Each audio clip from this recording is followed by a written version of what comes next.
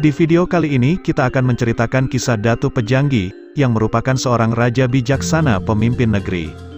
Tapi sebelum kita mulai, jangan lupa tekan tombol subscribe-nya agar channel ini makin berkembang dan admin bisa beli alat recording supaya admin tidak memakai suara Google lagi. Terima kasih dan mari kita mulai.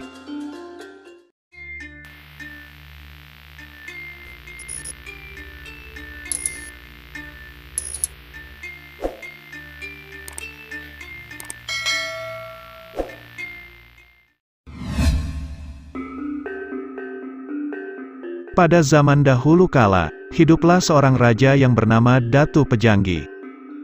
Raja ini terkenal sangat berani, bertampang gagah, dan juga amat sakti. Ia berkulit putih kuning, terkenal adil dan bijaksana. Ia juga sangat terkenal dengan kesaktiannya karena memiliki suatu benda keramat yang bernama Gumala Hikmat. Di samping itu, Datu Pejanggi amat gemar memikat kerata, yaitu sejenis ayam hutan yang mempunyai suara yang amat nyaring. Datu Pejanggi mempunyai seorang permaisuri yang bernama Putri Mas Dewi Kencana. Putri itu adalah seorang putri jelita dari Raja Kentawang. Dari pernikahannya dengan permaisuri itu ia memperoleh seorang putra. Pada suatu ketika, Datu Pejanggi berangkat ke hutan Lengkukun untuk menangkap burung kerata dengan diiringi oleh patih batu bangka. Tiba-tiba hujan pun turun dengan lebatnya yang disertai sabungan kilat dan sambaran petir. Datu Pejanggi hanya bernaung di bawah sebatang pohon. Karena hujan tersebut pakaian sang datu pun menjadi basah kuyup dan membuat mereka menggigil kedinginan. Dengan keadaan yang demikian, Datu Pejanggi menyuruh Demung Batu Bangka untuk melihat keadaan sekitar. Siapa tahu di tempat itu ada rumah yang bisa dijadikan tempat untuk berteduh. Demung Batu Bangka pun berangkat untuk melihat-lihat daerah sekitarnya. Dan akhirnya di suatu tempat yang tidak jauh, Demung Batu Bangka menemukan sebuah gubuk berpenghuni dan dijaga oleh seorang lelaki jabut. Ia pun segera melaporkan kepada Datu Pejanggi, bahwa tidak jauh dari tempat berteduh itu terdapat sebuah rumah yang dijaga oleh lelaki jabut. Datu Pejanggi pun langsung menyuruh Batu Bangka meminta izin untuk berteduh di gubuk tersebut. Dengan segala keikhlasan, lelaki jabut itu mempersilakan mereka untuk berteduh di gubuk reotnya. Lebih-lebih setelah diketahui yang berteduh itu adalah Datu Pejanggi, yang memang terkenal di mana-mana. Setelah mendengar kesediaan lelaki jabut itu untuk menerimanya, Datu Pejanggi berangkat ke gubuk tersebut diiringi oleh Demung Batu Bangka dengan pakaian yang masih basah kuyup. Setibanya di rumah itu, lelaki jabut itu pun menerima dengan segala kehormatan. Tak lama kemudian hujan pun reda walaupun angin masih berhembus dengan keras saat itu. Tetapi hembusan angin itu telah membantu mempercepat keringnya pakaian Datu Pejanggi dan Demung Batu Bangka. Tiba-tiba ketika mereka sedang duduk bertiga, Datu Pejanggi melihat seberkas sinar yang gemerlapan. Sinar itu datang dari barat daya. Cahaya apa gerangan yang gemerlapan itu terlintas dalam hati Datu Pejanggi. Ternyata rumah tempat mereka berteduh itu bukanlah rumah sembarang orang. Pemilik rumah itu adalah seorang raja jin yang mempunyai seorang putri cantik rupawan. Ketika itu sang putri sedang mandi di suatu telaga dalam sebuah taman yang diiringi oleh dayang-dayang dan inang pengasuhnya. Ternyata cahaya yang gemerlapan yang terlihat oleh Datu Pejanggi adalah cahaya yang datang dari putri jin yang sedang mandi. Cahaya itu terlihat karena letak telaga itu searah dengan arah duduk Datu Pejanggi. Pada saat itu sang putri pun merasakan hal yang sama. Terasa olehnya suatu cahaya datang dari arah tenggara di mana tempat itu adalah lokasi Datu Pejanggi sedang duduk. Karena itu putri jin itu segera berhenti mandi dan berkemas pulang. Setibanya di rumah, pandangannya bertemu dengan pandangan Datu Pejanggi, yang mengakibatkan keduanya jatuh pingsan. Melihat peristiwa yang serba tiba-tiba ini, lelaki jabut itu pun tak bisa berbuat apa-apa kecuali mundar-mandir tak tentu tujuan. Begitu juga Demung Batu Bangka sangat gelisah melihat peristiwa luar biasa ini. Namun ia tidak kehilangan akal, ia berusaha membuat agar Datu Pejanggi sadar dari pingsannya dengan cara memercikkan air pada mukanya. Setelah Datu Pejanggi sadar, kemudian lelaki itu pun berbuat hal yang sama kepada putrinya. Setelah keduanya sadar, keduanya kembali bertatapan mata. Tak lama kemudian, Datu Pejanggi segera menghampiri putri dan berkata, "Duhai gadis jelita, sungguh pertemuan yang tak diduga ini telah membuat diriku tak bisa berbuat sesuatu, kecuali untuk menyerahkan diri pada dirimu. Dapatkah kiranya kau menerimaku sebagai suami?" Demikianlah kata Datu Pejanggi, seraya ingin membelai tubuh Putri Jin itu. Tetapi putri itu menolak dengan sopan santun sambil berkata, "Wahai pemuda tampan, Daku berharap agar Tuan sadar dan sabar dahulu. Daku belum tahu pasti siapa gerangan Tuan ini. Dari mana Tuan datang, hendak kemana, dan siapa gerangan nama Tuan? Tolong jelaskan semua itu kepadaku." Mendengar itu, sadarlah Datu Pejanggi, bahwa dirinya telah hampir bertindak ceroboh. Kiranya tata caraku kurang berkenan di hatimu.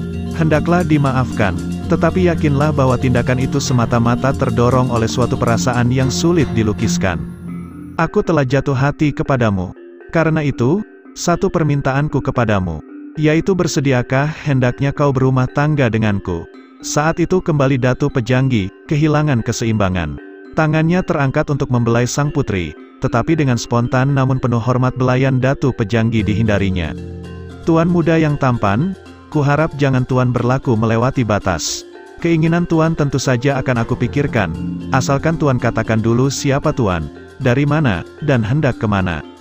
Karena itu, Datu Pejanggi bercerita panjang lebar tentang dirinya, asal-usulnya serta tujuannya hingga bisa terdampar di rumah itu. Sebagaimana halnya Datu Pejanggi, sang putri pun sejak pandangan pertama telah dihinggapi perasaan aneh dan simpati serta cinta kepada Datu Pejanggi. Tetapi ia mampu mengendalikan perasaannya sendiri.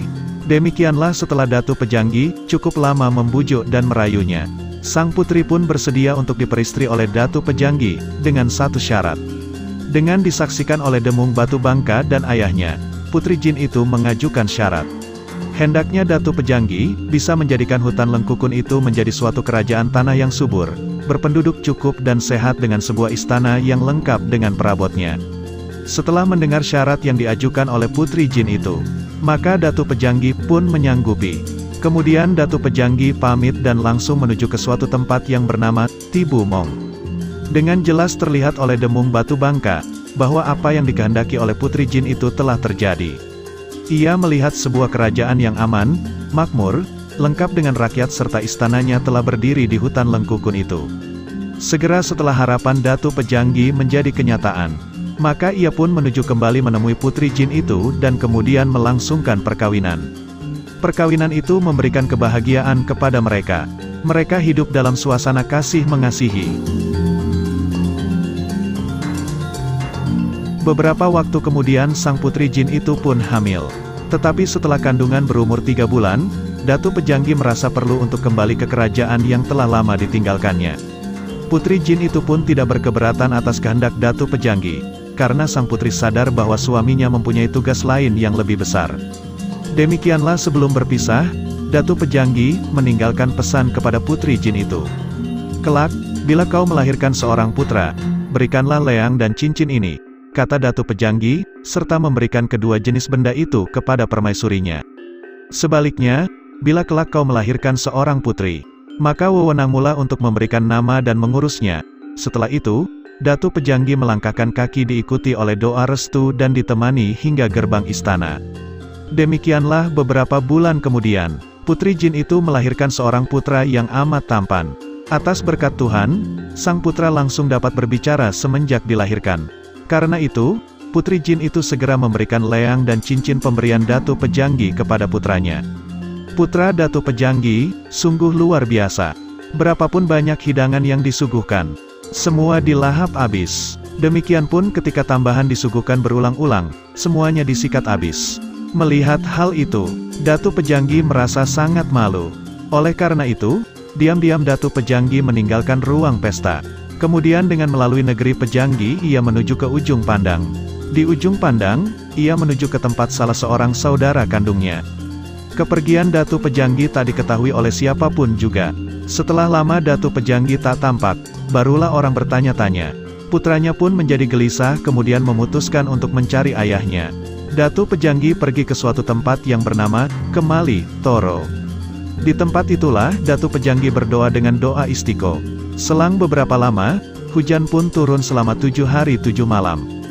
Di Kemali, Datu Pejanggi memerintahkan untuk meletakkan sebuah batu besar.